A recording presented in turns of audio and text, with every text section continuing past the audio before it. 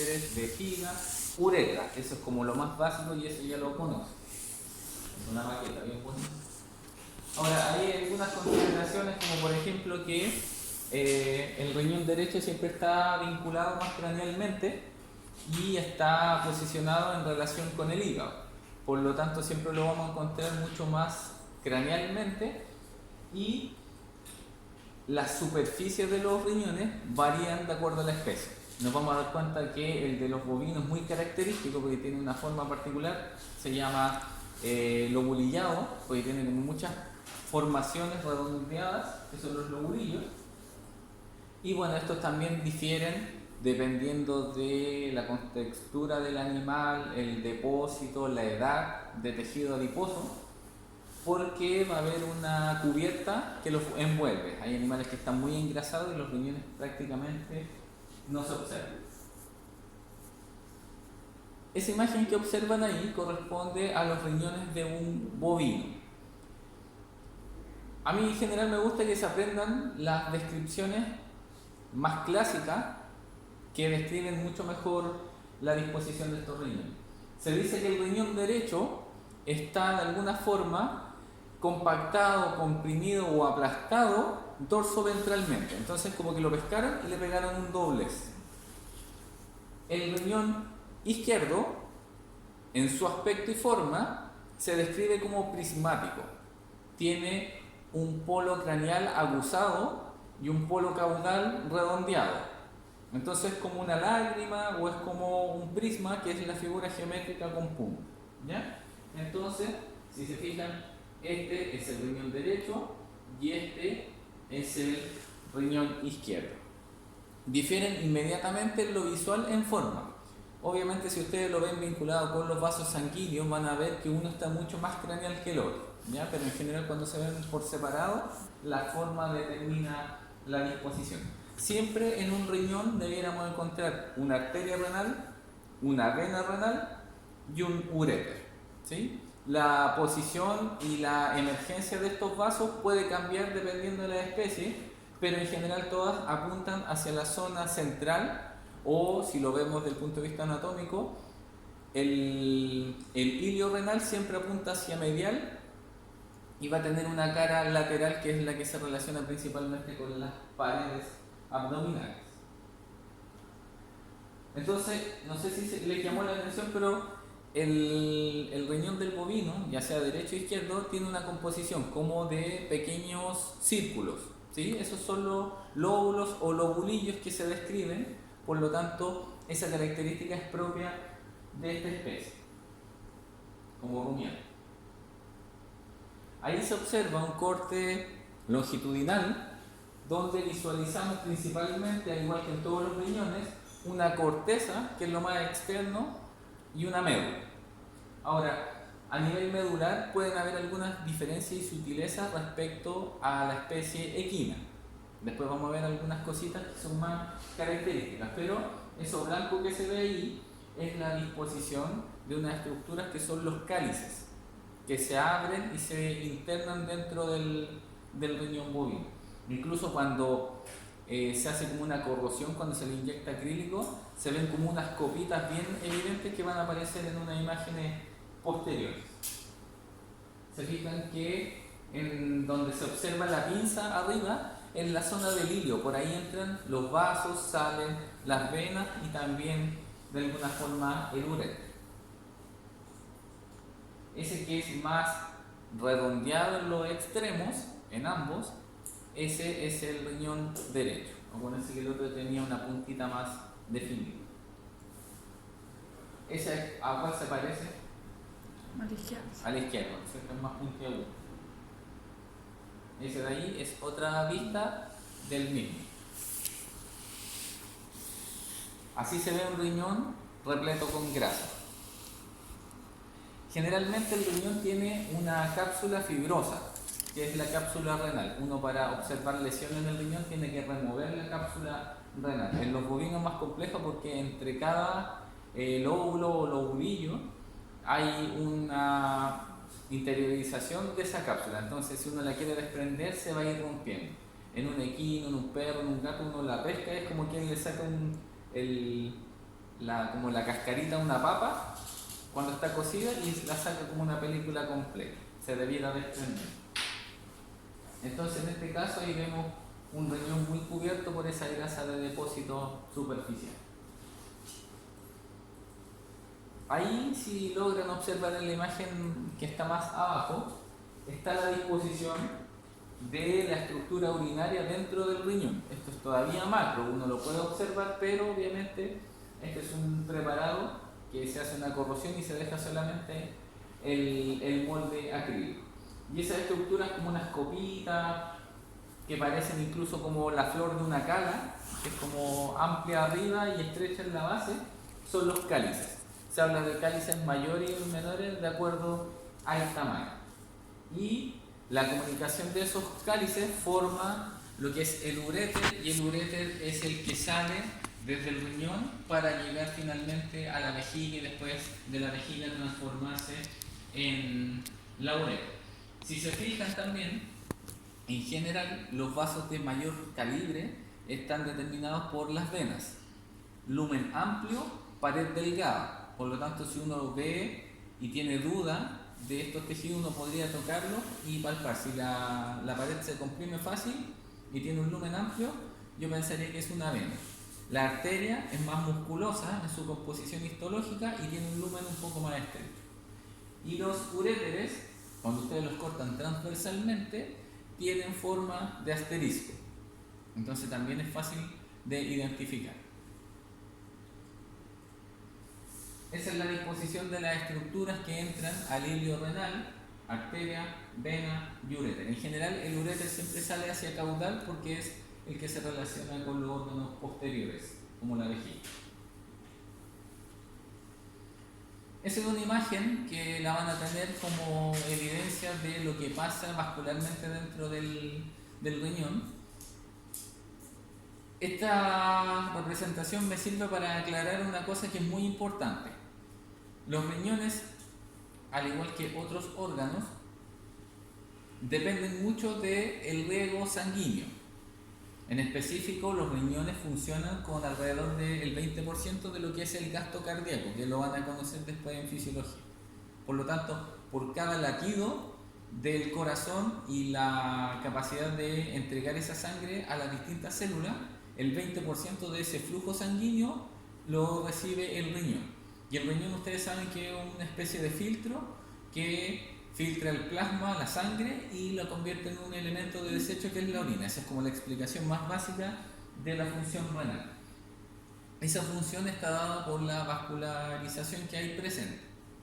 Pero, si ustedes se dan cuenta, eso que ingresa ahí, en la arteria renal, y es solo ese gran vaso el que le da origen a todos esos vasos más pequeños. El riñón es un órgano que depende exclusivamente de la arteria renal del punto de vista nutricional. Si yo en un acto quirúrgico cometo un error y paso a llevar o dejo amarrada alguna gran rama de la arteria renal, comprometo ese riñón. Ya a veces ha pasado que en las lazadas de la OH, por ejemplo, a veces comprimen más de la cuenta algún vaso y entre esos va involucrada la arteria renal, u otras veces dejan pescado un uréter y generan una consecuencia renal posterior a la esterilización, ¿ya? Entonces ahí siempre hay que tener la anatomía presente. Ahora, ¿por qué se lo menciono? Porque en patología vamos a ver que hay órganos como los pulmones, el hígado, que tienen circulación complementaria. Se tapa un vaso, pero no se muere el órgano, porque esta otra circulación es capaz de nutrir algunas zonas que quedaron sin irrigación. Al riñón yo le tapo una rama y comprometo una gran porción del riñón, y eso se puede llegar a traducir en los infartos renales, ¿ya? Entonces siempre consideren eso, que si bien es importante la irrigación del riñón, es muy dependiente porque tiene una irrigación única. Ahí sale la descripción desde lo más pequeño a lo más macro, y lo tienen que saber como cultura general. No me interesa preguntárselo en la prueba, pero sí tienen que saber que desde esos pequeños vasos que van entre cada lobo renal hasta estructuras que son más grandes, que podemos observar a nivel de, por ejemplo, arteria renal o las primeras como subdivisiones que tiene, hace de que sea entendible lo complejo que es el riñón. Y de hecho puede que les suenen estas, que son la arteriula aferente, eferente, las que tienen que ver con la filtración y la formación de la orina. ¿Ya? Así que eso solamente para que lo tengan como antecedente. Ahí se ve en ese esquema la disposición de los lóbulos o lobulillos renales y la formación de los famosos cálices también, que son como unas verdaderas copas, por eso adoptan ese nombre. El cáliz del papa o del cura cuando lo levanta tiene ese aspecto, ¿sí? Y bueno, por cada lóbulo o lobulillo vamos a tener una médula y una corteza. La médula es siempre lo más cercano a la zona de los uréteres y la corteza siempre es lo más externo. Ahí se muestra la disposición de los riñones. Ahí le intentaron hacer reflexión con látex y están mostrando los vasos que se tiñen del color que se les colore en condiciones de laboratorio. Bueno, esto es más bien anatómico general, pero el riñón a esta altura se le puede dibujar esquemáticamente una especie de pirámide o de triángulo que tiene una base estrecha, que sería esa de ahí. Por ejemplo, si yo agarro este componente, eso sería una pirámide renal. Entonces lo que mira hacia la corteza es la zona cortical y lo que mira hacia el uréter es la zona medular. Y también se habla de, en específico, un ápex o vértice y una base que es más amplia. Entonces es como una subdivisión para el estudio morfológico e histológico del riñón. Pero eso es lo evidente, eso es lo que pueden ustedes observar. No sé si esos están cortados como para poder mostrarlo, pero puede que hayan imágenes más claras. Cada pirámide tiene una papila que va a dar a un cáliz, algo así, ¿o no? Claro, pero en el caso de los rumiantes, los cálices están como bien definidos por cada lobulillo. En la otra especie no se define un cáliz como tal, sino que es una abertura pélvica que contiene todas esas emisiones más internas. En algunos hay pelvis renal, en otros no hay pelvis renal, que es la dilatación del uréter. No, me preguntaba por la pirámide, porque la pirámide es que tiene como buena pirámide. Por ejemplo, aquí se marca una pirámide. Hasta la corteza incluida. Sí, por eso incorpora componente medular y cortical. Aquí se ven cortes o secciones de acrílico. Si se fijan arriba, le inyectaron por la vía urinaria, por la vía arterial y venosa, y después eso se corroe con ácido y queda solamente el molde de lo que se hizo de acrílico. Pero ese es como el negativo y ese es el esquema. ¿Sí? Todo eso está entrelazado, por eso el riñón es una estructura muy dependiente de la vascularización, porque están como entrelazados todos estos vasos sanguíneos en el tejido interno. Ahí se dan cuenta que están como los moldes, de alguna forma. El uréter tiene que desembocar fuera del riñón. Y en este caso podemos considerar una rama craneal o una rama caudal del mismo uréter que va a dar origen a estos cálices que son más pequeños, porque los riñones son extensos, son largos, no es capaz un solo uréter de abarcarlo en su totalidad.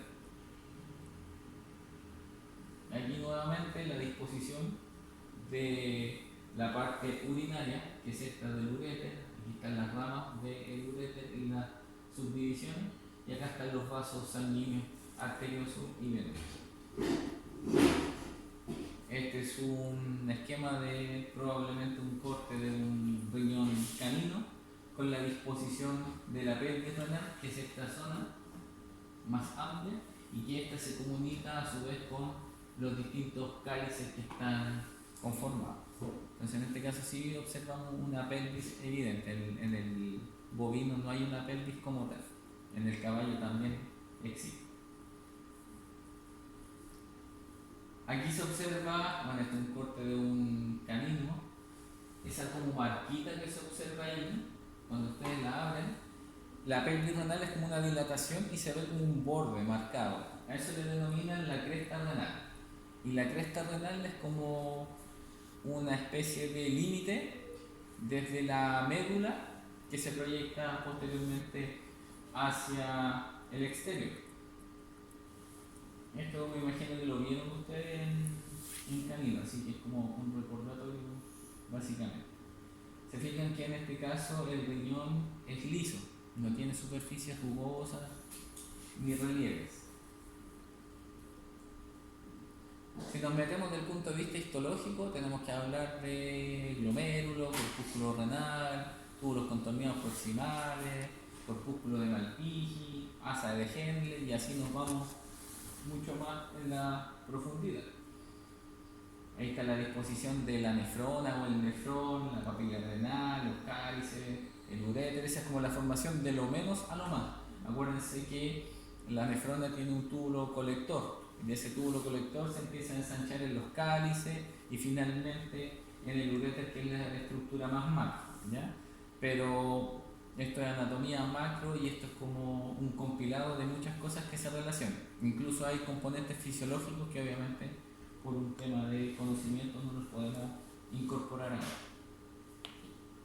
Ahí está la famosa nefrona que uno veía en el colegio, la arteria arteriola aferente, ferente, el ultrafiltrado y después la zona por donde debía circular este elemento. En algunas zonas se excretan elementos, en otras se captan y finalmente lo que pasó todo ese proceso va por el túbulo colector a convertirse en la orina que va a ser visible.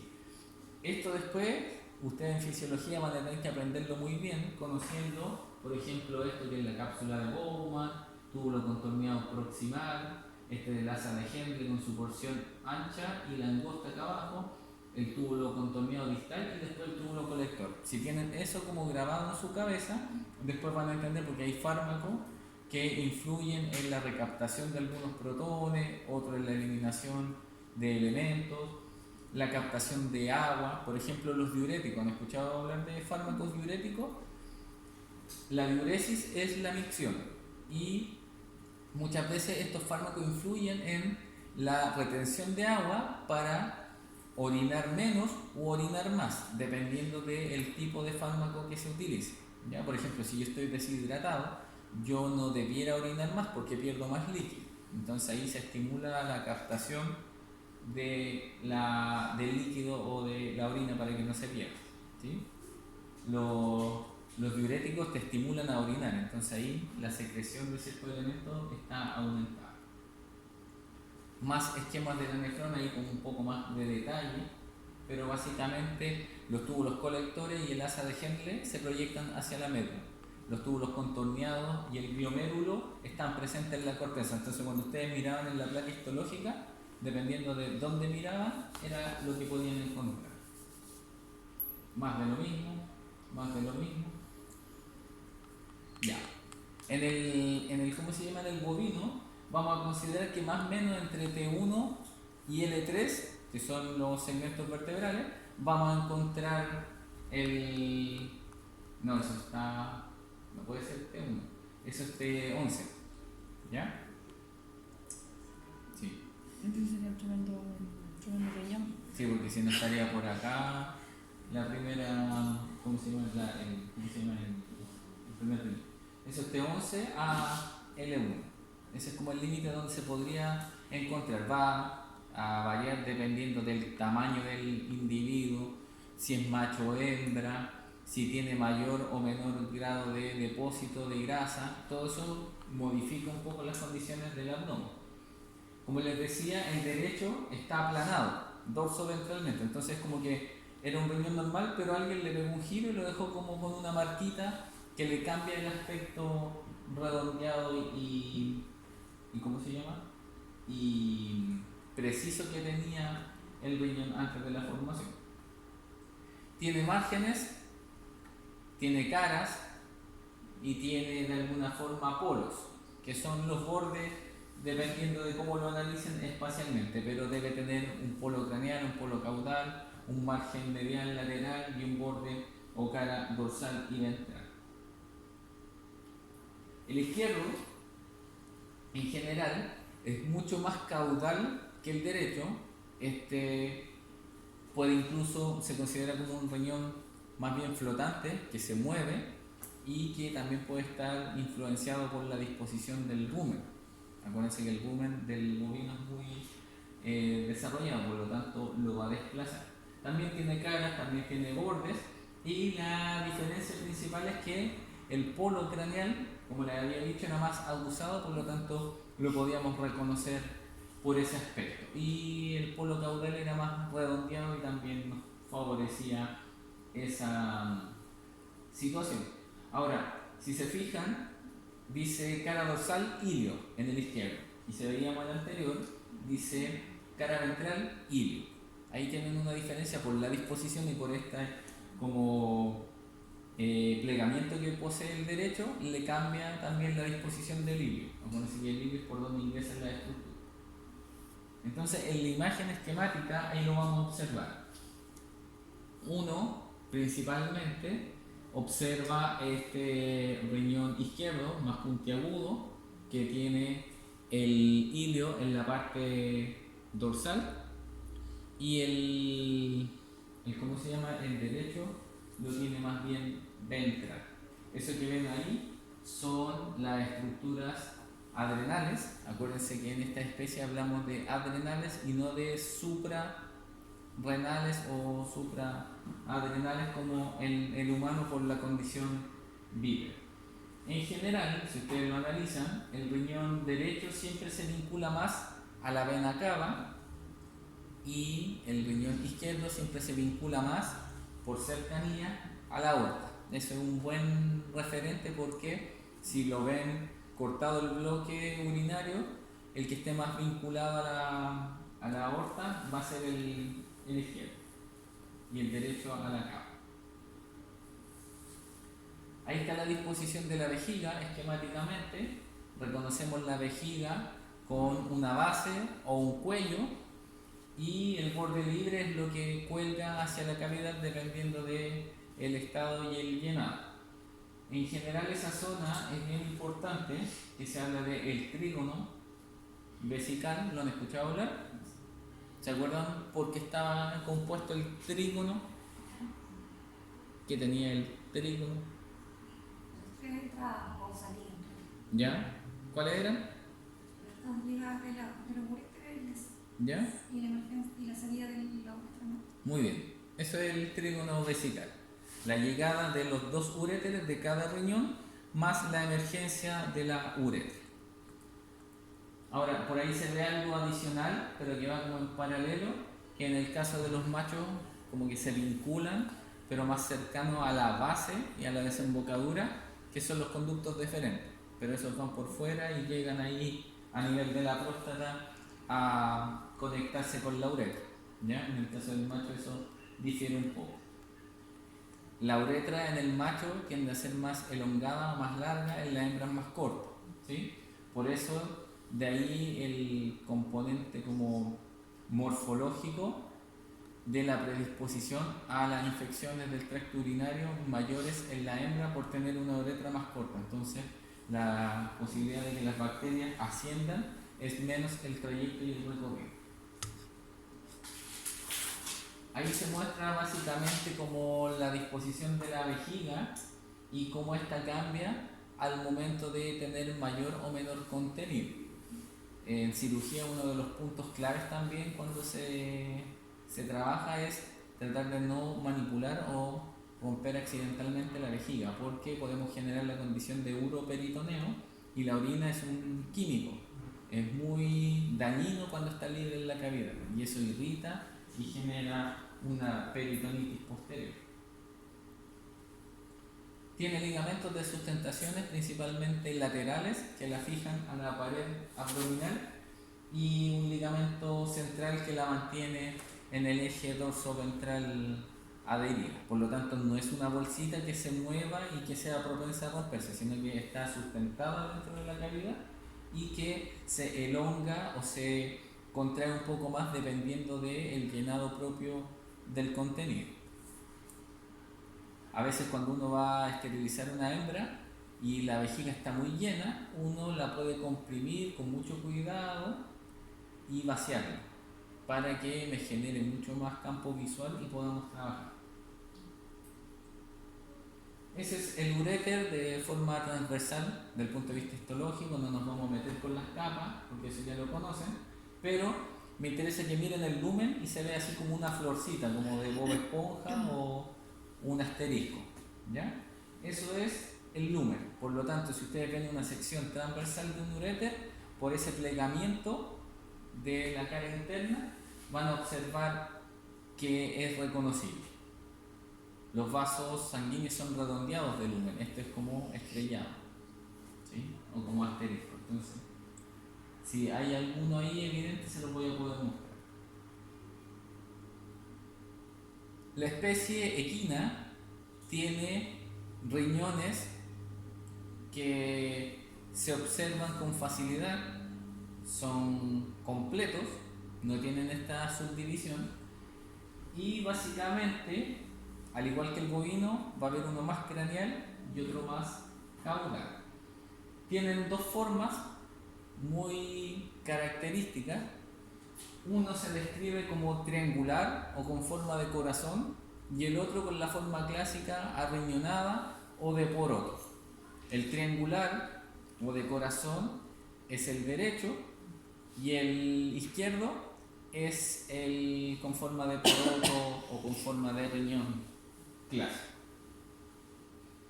Al igual que en la especie bovina, va a ingresar una arteria, va a salir una vena y un uréter adicional.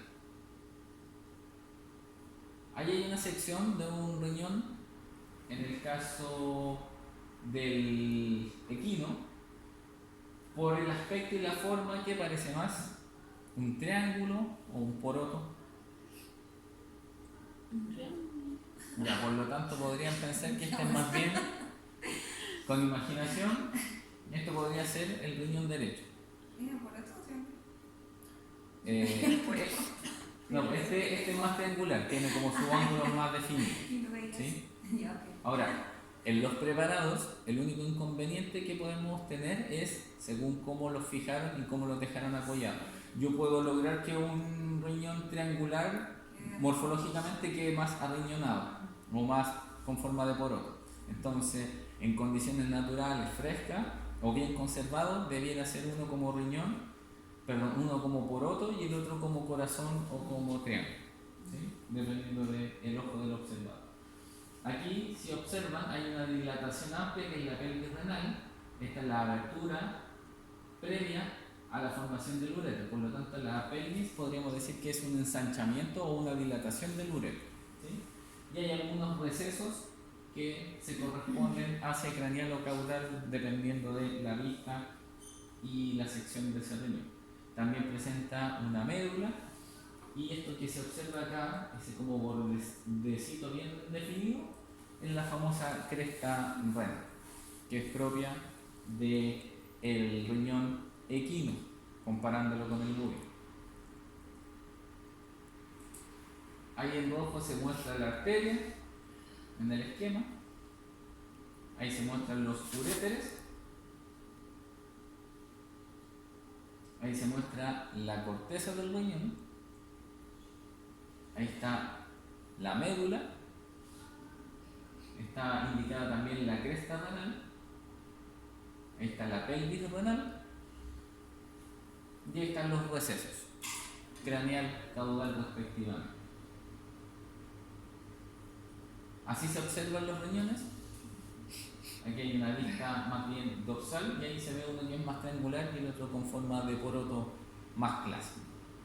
O habichuela, si alguno le quiere cambiar el nombre.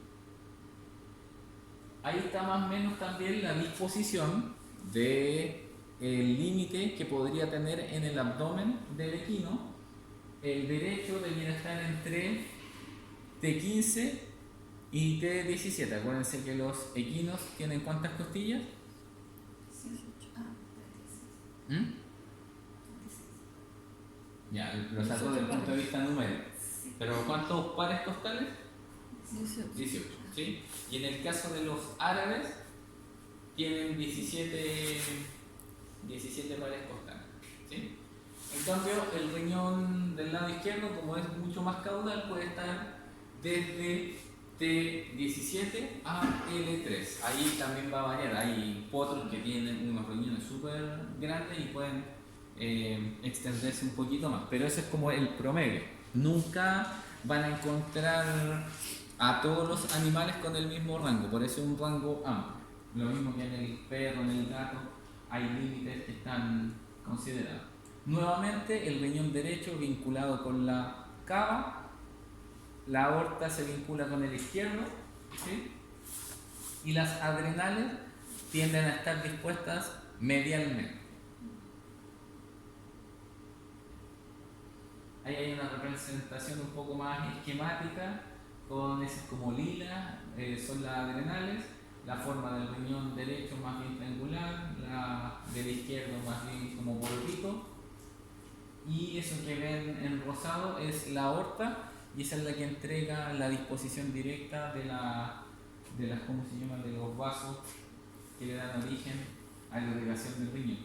Por ahí se describe una arteria renal accesoria que se vincula principalmente con el riñón derecho, ¿sí? Pero también existen diferencias entre animales. A veces, no sé, ejemplo, me ha tocado diseccionar arterias braquiales que le dan origen, por ejemplo, a una arteria bicipital en un perro, y lo normal es que salga una bicipital, pero hay perros que tienen dos, y es como una diferencia propia de ese individuo. No representa nada patológico, pero a veces dentro de una misma especie la descripción anatómica a veces puede diferir. En este caso, esa arteria accesoria a veces la podemos encontrar, otras veces no está tan definida como tal, ¿ya? Pero la presencia o la ausencia no indica patología. Aquí está cortado desde el punto de vista más bien longitudinal, se ve la dilatación que es la pelvis, se ven los recesos terminales, y ahí se ve en color amarillo el uréter y en rojo lo que es la arteria renal. Esquema de médico humano, ¿ya? Ahí esa es una suprarrenal porque está sobre el polo craneal del riñón, o el polo dorsal según la vista anatómica para el humano vivo.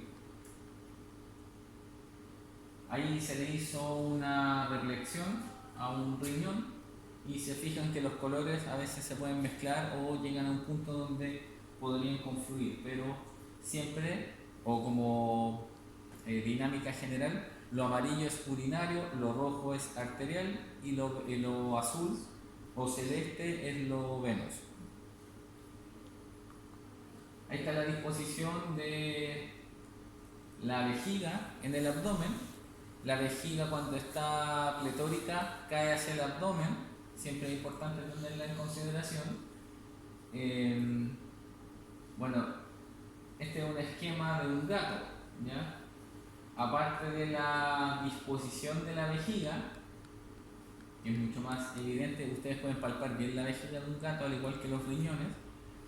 Fíjense que en ese caso, al ser un macho, tiene sus testículos mucho más caudales, no están relacionados con la zona inguinal como en las especies tradicionales.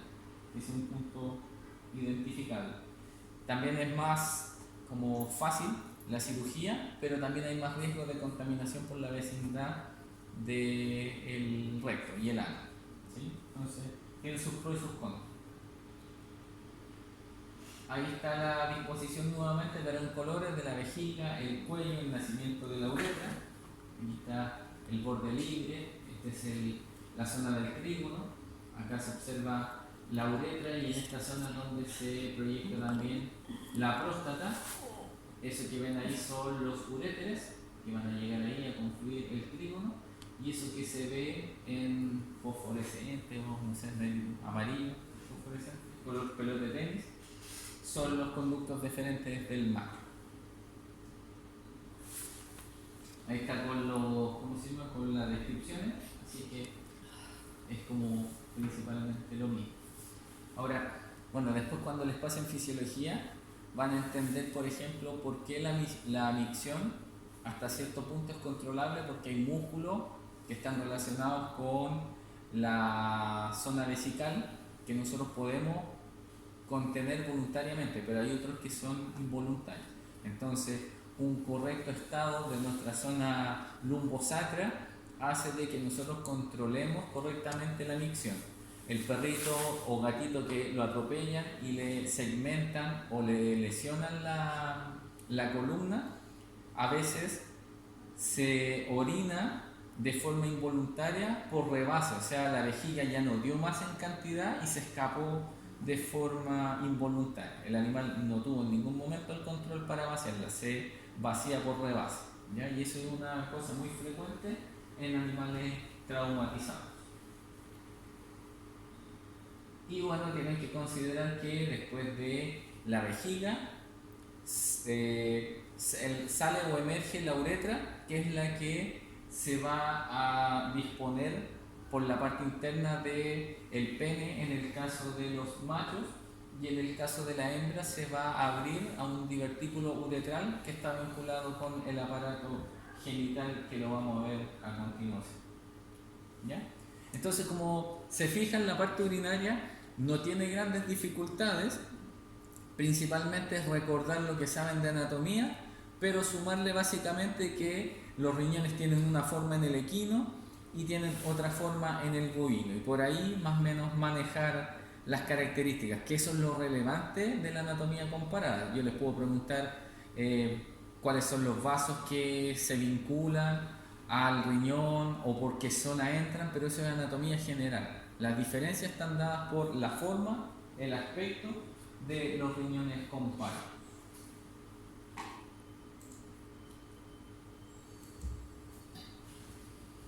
Si se fijan, son muchas más presentaciones en la parte genito-urinaria, pero las vamos a ver como con el mismo realce que le dimos a la anterior.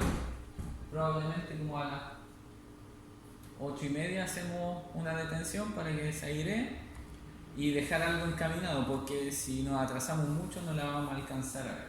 Y me interesa que veamos las muestras también, porque ya la próxima semana tendríamos que hacer una mini evaluación práctica que probablemente sea muy enfocada en casco y en la parte genital, que eso es lo que más hay de materia.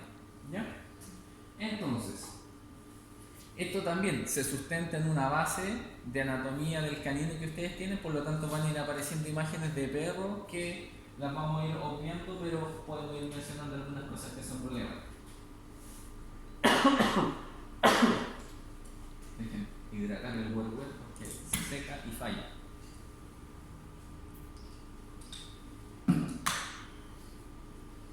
Ya. Entonces, se parte con el macho porque relativamente es más simple.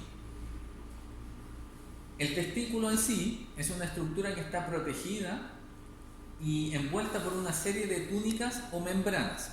Estas membranas de alguna forma se originan, por ejemplo, en algunos músculos que nosotros vimos que estaban relacionados con el abdomen, como el músculo, por ejemplo, transverso abdominal, el oblicuo abdominal interno externo, el recto abdominal. Todo eso entra a conformar la pared abdominal y después se van a dar cuenta que algunos dan origen a estructuras que después se transforman en túnicas.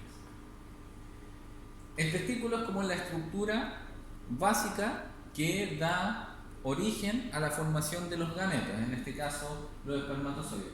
Hay un conducto que es el epidídimo, que es una zona vinculada con el testículo que favorece la movilización de los espermatozoides para llevarlos hacia un conducto deferente, que es el que se conecta con la próstata y a través de una serie de glándulas accesorias como la próstata, las vulvouretrales, van a conformar el contenido seminal, que es el que es evacuado a través de la uretra en el acto copulatorio.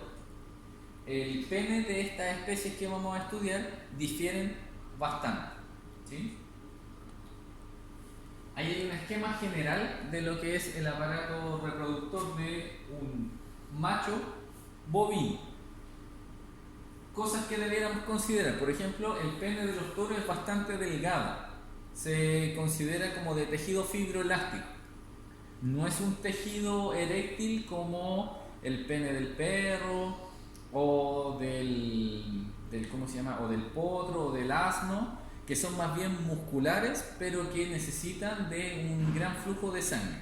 En el caso ¿cómo se llama? Del bovino o del cerdo, es mucho componente de tejido fibroso. Entonces, la erección es un tanto distinta en su mecanismo. Tiene una característica S que se llama la flexura sigmoidea, que es propia de esta especie por la disposición. El porcino también tiene una especie de flexura, pero es menos evidente. Y otra cosa que también es considerable en el caso del macho, en el caso del toro, por ejemplo, es que los testículos tienen una disposición inguinal, pero vertical. Están como colgando de forma dorsoventral. En cambio, en el potro la disposición es más bien horizontal. ¿Sí? Eso es importante porque esa es diferencia notable entre el potro y entre el toro, la forma y el aspecto de los testículos. Ahí está representado básicamente todo el componente del aparato reproductor, desde las estructuras glandulares, la uretra en su disposición dentro del pene, este pene que es fibroelástico y tiene la flexura sigmoidea, la disposición de los testículos vertical y esa comunicación que se ve ahí en amarillo que va a llegar a la ampolla, donde se abre hacia la próstata y se mezcla con los contenidos que estas glándulas producen.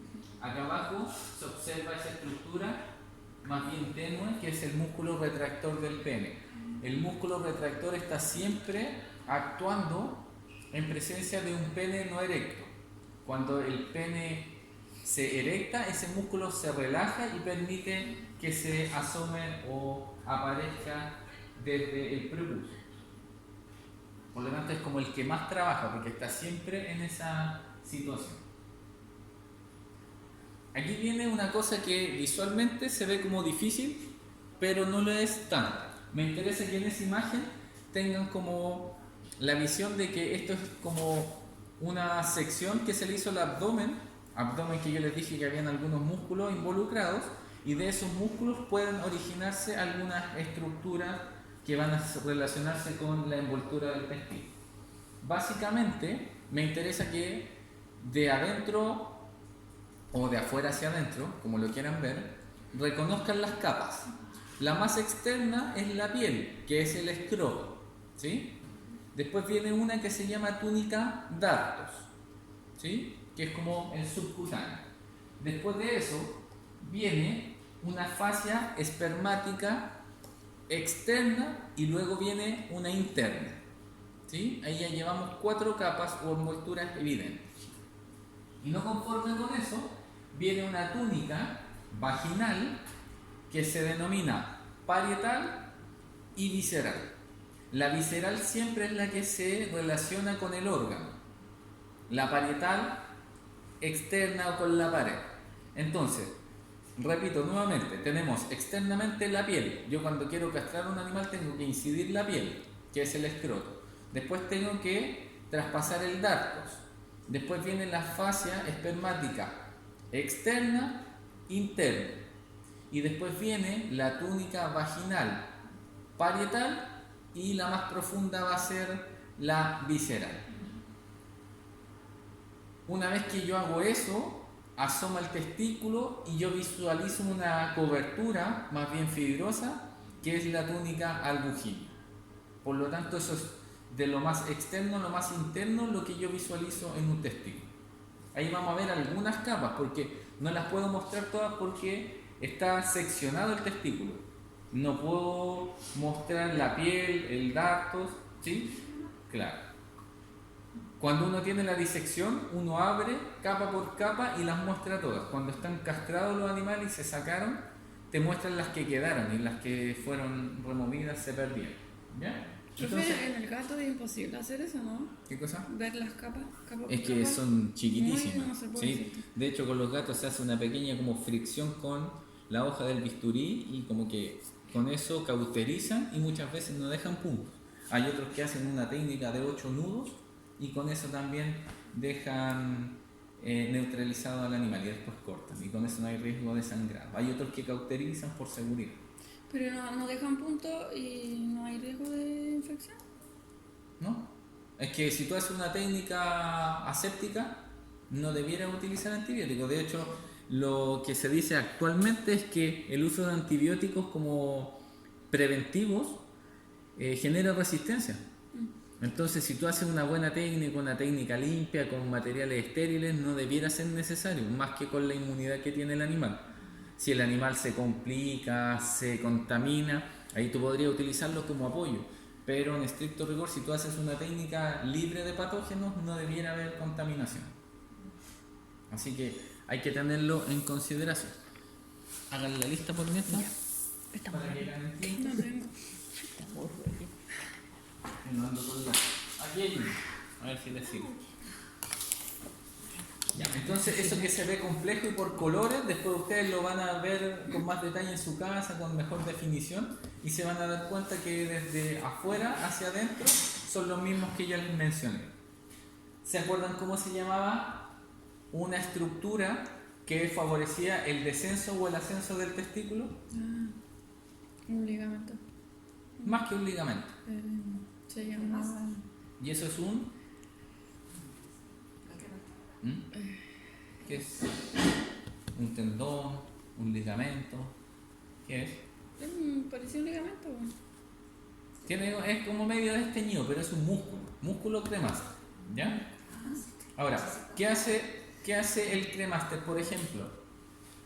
Cuando hace frío, el cremaster se contrae y acerca el testículo para tenerlo más cercano a la cavidad abdominal.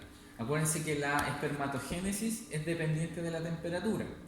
Altas temperaturas podrían afectar la línea espermática.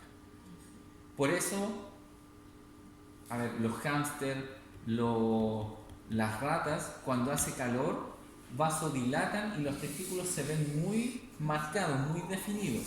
Y eso es porque se deben alejar de la cavidad abdominal para no ganar mucha temperatura. Ahí está la disposición de las envolturas desde lo más profundo y cómo se vinculan con el músculo cremaster. Esto se lo voy a subir, está en PDF, así que va a ser mucho más fácil que lo descarguen y visualicen. Incluso hasta lo pueden imprimir. Nuevamente, una representación un poco más bonita, pero está en inglés, así que ahí tienen que traducir si es que hay alguna palabra que se les complique. Pero en general están relacionadas con los músculos abdominales, el saco escrotal y la disposición de las membranas, que son las mismas que vimos antes, pero con un poco más de detalle y separación. Y ahí está esa como cruz que nos orienta a la parte dorsal, la parte ventral, la parte craneal y caudal del mismo testículo. Para reforzar aún más la idea, desde lo más externo, capa por capa, hasta lo más profundo. ¿Ya? Así que este esquema sería bueno que lo manejen porque les va a servir bastante, sobre todo si es que lo preguntamos en la prueba. ¿Sí? Ahora, si se fijan, ahí está la disposición de los testículos comparados en ambas especies. En ambos son inguinales, pero si se fijan, el testículo del toro, que es la primera imagen, cuelga de forma vertical. En cambio, la disposición de los testículos del potro lo hacen de forma horizontal. Entonces, el eje del testículo es distinto en el caso de la especie en cuestión. Y visualmente se van a dar cuenta que hay un pene mucho más definido en el caso del potro y uno mucho más elongado, pero menos grueso o menos desarrollado. Eso como primer aspecto. Ahí se ven un poco la disposición de los testículos de un toro. Para castrarlos debieran hacer una buena higiene de la zona. Acuérdense que como son colgantes, están sometidos a contaminación, puede saltar fecas del mismo suelo, barro, y si ustedes inciden podrían tener riesgo sin haber hecho esa limpieza. Y esos productos que tienen. Sí, ¿Qué cosa? esos poros. ¿Lo de arriba? Esos son los coquitos. Sí. Es que en las especies machos hay pezones que son inguinales pero que no son funcionales. ¿Sí? En los cuyis, dato rosa, si ustedes los miran, tanto machos como hembras tienen glándulas mamarias inguinales, pero solamente son funcionales las de la hembra. Así se ve un testículo fresco, como recién extraído, y ahí está mostrando las túnicas, que son los tejidos más profundos, y si observan bien, hay mucho vaso sanguíneo vinculado con el testículo, por lo tanto es una estructura que podría sangrar mucho si hacen una incisión incorrecta. La túnica albuginea es eso más profundo, medio blanquizco, amarillento, que se observa cuando ya estamos removiendo la estructura más profunda. Acá hay esta imagen, es como en fresco. Dijimos que el testículo del potro y del toro, acuérdense que esos son los nombres de los animales con sus gónadas. Cuando se castra un caballo, ¿cómo se le dice? Caballo, ya. Y al toro cuando se le castra. El buey es como el toro adulto de mayor edad. Si se le castra más temprano, hablamos de novillos. ¿Sí? Los novillos son como los juveniles, son los que se engordan para consumir. El buey es como el viejo o el de mayor edad. Acuérdense que el buey lo utilizan para trabajo, en el sur lo utilizan para tirar caza. Es un animal súper noble, ¿ya?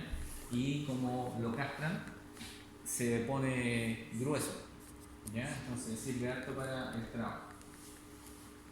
En porcinos, felinos y caninos, la disposición de estos testículos está más bien asociada con la zona anal, por lo tanto disposición perianal. Y como les decía, eso también tiene algún grado de relación con la posibilidad de contaminación en el acto quirúrgico, posterior a la cirugía en sí, ¿ya? Castrar a los gatos no tiene mucha ciencia, pero a veces uno pierde más tiempo depilándolos, porque como son estructuras pequeñas, a veces cuesta. Yo me acuerdo haber castrado un cerdo a capela, así sin anestesia, pero yo lo posicioné sobre un palo, lo colgué y apelé al efecto que cuando uno se aplasta los muslos, se le duermen las piernas. Yo les juro, les corté el escroto, saqué las túnicas, cautericé y en ningún momento el cerdo gritó. Después cuando lo bajamos y lo entregamos, el animal como que quedó ahí medio lento. Ahí como que tiene que haber sentido el acto en sí. Pero comparado con los de mis compañeros que gritaron en todo momento, yo lo encontré una técnica mucho más efectiva. Los otros los castraban sobre una tina y gritaban, pero de forma descomunal. ¿No había cómo poner anestesia ahí? No, nos llevaron los primeros años de la carrera. Qué terrible. Sí. Bueno, esto se hace, se sigue haciendo, pero lo que debiéramos tender es a aplicar técnicas más humanitarias para la castración. Ahora, Sí, si tú le dices por cada castración de cerdo te sale tanto, ahí los propietarios o los dueños de los animales lo consideran. Pero es que eso no es para nada bienestar Parece- animal. No, Se supone que los veterinarios estamos para el bienestar animal. sí, lamentablemente muchas veces el médico veterinario va una vez al mes al plantel, otras veces son los mismos funcionarios los que hacen esos actos, y tú vieras lo que le pasa al cerdito los primeros 3 días, le sacan los colmillos, le cortan la cola, le inyectan fierro, los castran con los dedos prácticamente. No sirvo para eso. Así, Ah, la los producción castran es para todo. que La reproducción es Sí, horrible.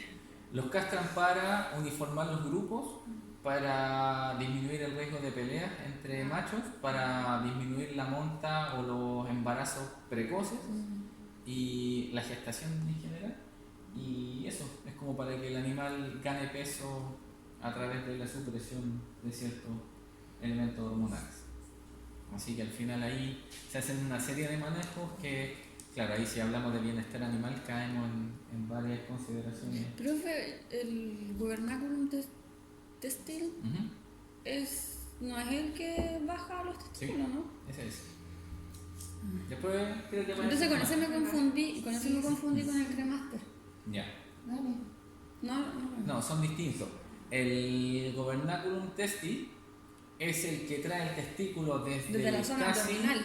sí, casi desde el polo caudal del riñón, lo arrastra y lo lleva, lo hace pasar por el anillo inguinal y lo deja en el saco escrotal. ¿Han escuchado hablar de la criptorquidia? Sí. ¿O la monorquidia? Sí. Ya. No lo bajo. Claro, la criptorquidia es una condición donde hay una falla en el descenso del testículo. Como hablamos de que la espermatogénesis es dependiente de la temperatura, si el testículo queda dentro del abdomen o en el anillo inguinal o a medio camino, puede estar sometido a otra temperatura. Eso potencialmente es favorecedor de tumores testiculares. Por lo tanto, animal que nace monorquidio o criptorquidio, la recomendación es se debe castrar. Esa condición es hereditaria. Si yo soy monorquidio o criptorquidio, mis hijos van a ser criptorquidio y monorquidio, van a repetir la condición. Por lo tanto, tendríamos más riesgo de presentar neoplasias testiculares en el corto a mediano plazo. Sí, en los humanos la condición es hereditaria también. Ahora, en el caso de los humanos, la condición cambia, no es tan drástica, es como te castramos. Sí, Porque una pareja debería Claro. decir al tiro. Claro, pero en los animales se pretende eliminar ese componente hereditario, o sea, como que prácticamente quieren eliminar el gen de las poblaciones animales.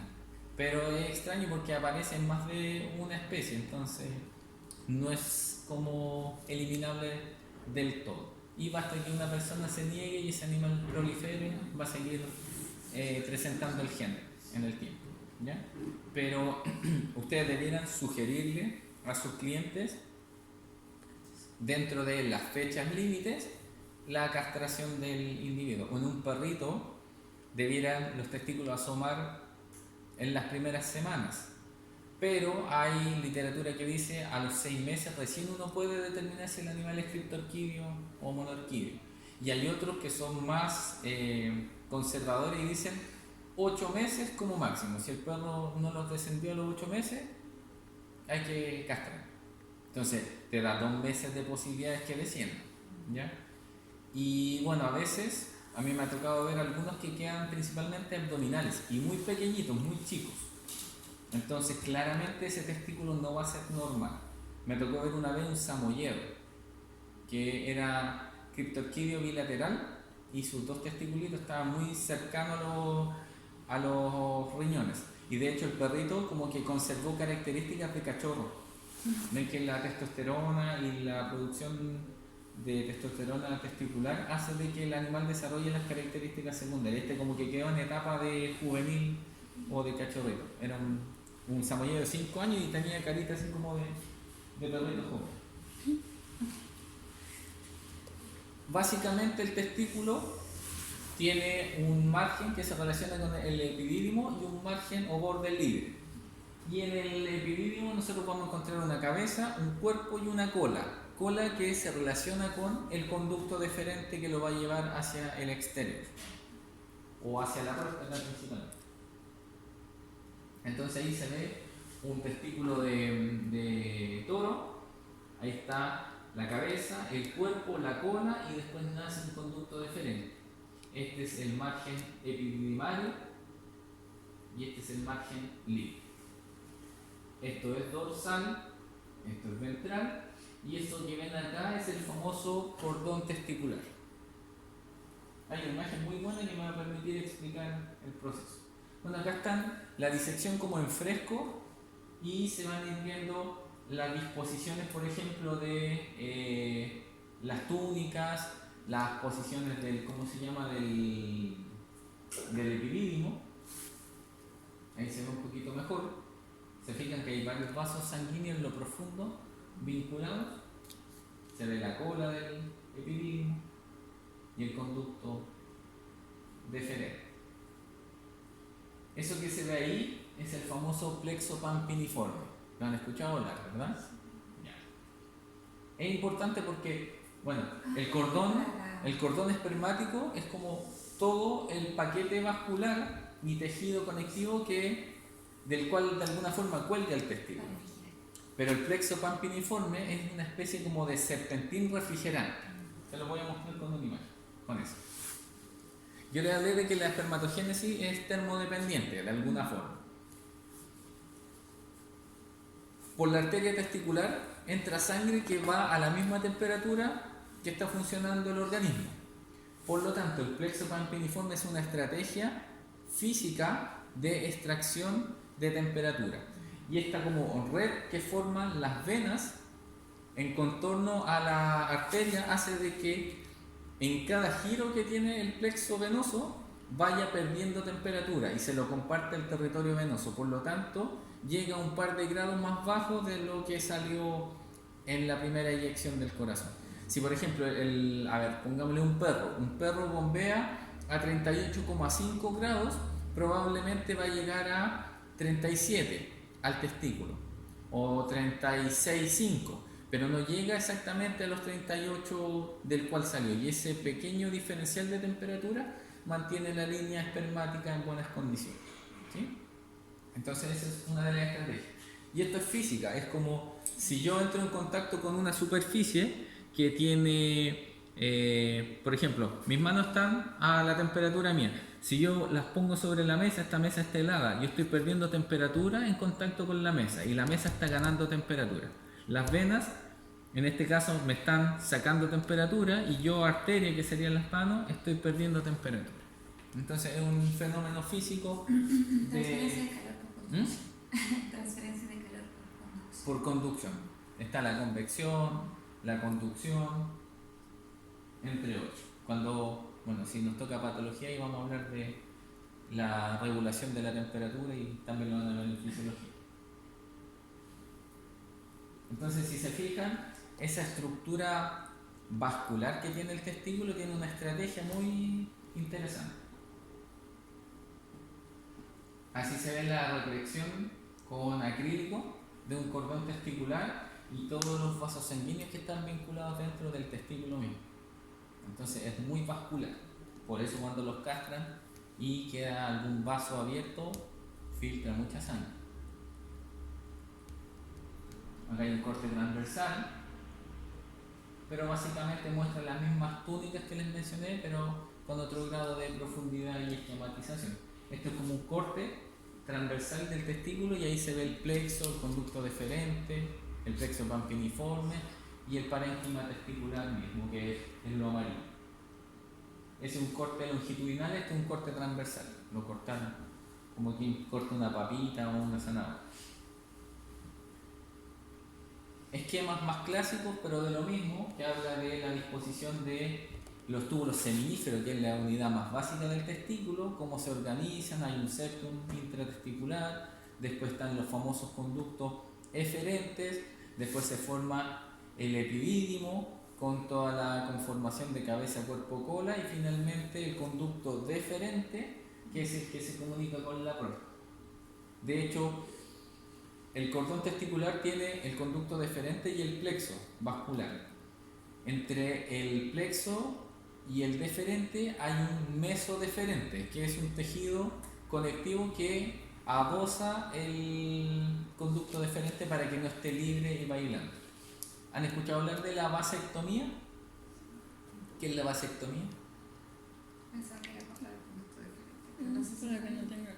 Claro, el conducto deferente es seccionado, pero eventualmente es una cirugía reparable. Es como. ¿Lo liga? ¿Por qué es reparable? No, lo dejan como desconectado. Ya. Entonces, eventualmente tú lo podrías reunir. ¿Sí? ¿En qué animales ustedes conocen que se hace vasectomía? En el humano. Bueno, aparte del humano. En el animal. Homo sapiens sapiens. En el animal hombre. Un animal que es muy característico por sus características secundarias como macho. ¿León? Del león. ¿Ah, sí? Tal cual. En los zoológicos y en estas reservas que deben controlar la población, vasectomizan a los machos para que no pierdan la melena, porque sería refomio en un zoológico y ver puros leones grandes con colores de hembra que no sean atractivos físicamente. ¿Sí? Pero hay Porque... leones sin melena. ¿Ah? Hay una raza de león sin melena. Son re bonitos. No sé cómo se Sí, llama. pero claro, es que esto lo ven como algo más comercial, entonces el zoológico como por esencia atrae con un león, y un león sin peluca no se ve tan llamativo, es intimidante igual, pero Pasa por león. claro, sí, pasa por león. Eso era lo que yo les decía respecto al conducto deferente, que es la comunicación desde el epidismo hacia afuera, y está vinculado al testículo, por lo tanto se habla de una porción testicular, y hay otra que tiene que ver con el trayecto que hace hasta comunicarse con la próstata, por lo tanto ahí se denomina abdominopelviana o pelvis.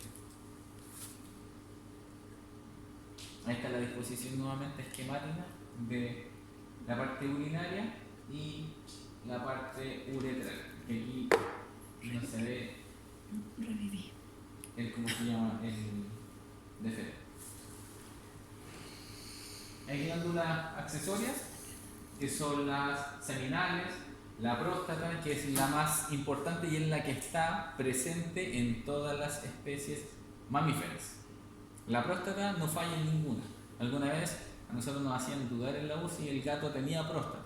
Tiene, pero no es tan desarrollada, pero tiene. ¿Ya? Y las vulvo-uretrales o de Cooper, que también son importantes. Todas estas en conjunto forman los distintos fluidos y fases del eyaculado. Entonces hay una fase pre-espermática, una espermática y una post-espermática. Unas son como de limpieza y la otra de material genético mismo. Acá está la disposición. Aquí no me voy a detener mucho porque estructuralmente son equivalentes, pero difieren en la forma y a lo mejor en el aspecto. Entonces esto va a ser como lo preguntable de la prueba de las glándulas anexa o complementarias. Ahí están las del bovino, que tienen vesiculares, próstata y vulvouretrales. Vesiculares, próstata, en la disección. Ahí hay otro esquema. Ahí hay otra disección. Una disección con un poco más de detalle. Este también, pero es un libro más antiguo. Los mismos tres componentes.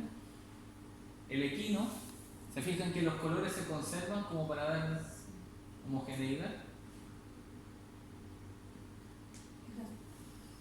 ¿Estamos hablando de dos especies o tres? ¿Equino y bovino?